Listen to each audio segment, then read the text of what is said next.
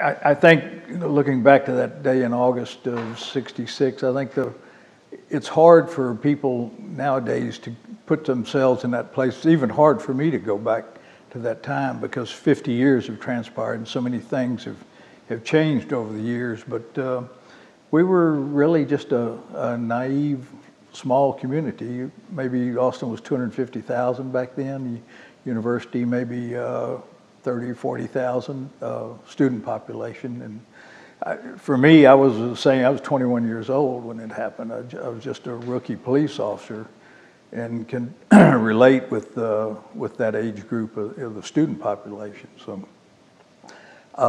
it was a different time and place. Nothing like that had ever happened before.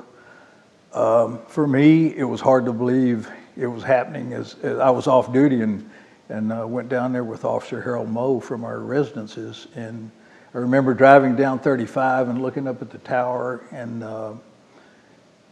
not being able to comprehend what was going on up there.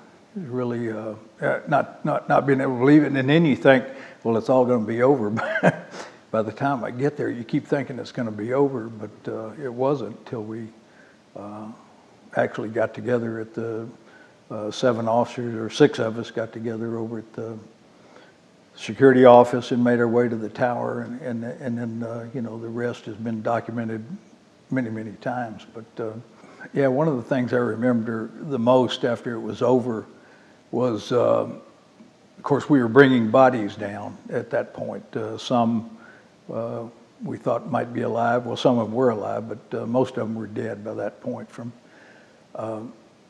And when we came down, the elevators were so small you couldn't get a stretcher on them. You had to either, in fact, one of the ladies we brought down in an army blanket.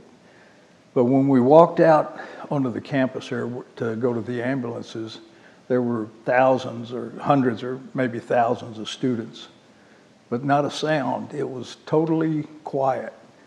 And when we walked out, they just kind of parted and then closed in behind us. And it was surreal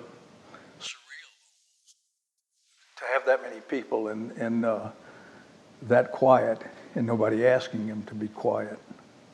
That's one of the strangest memories I have of it.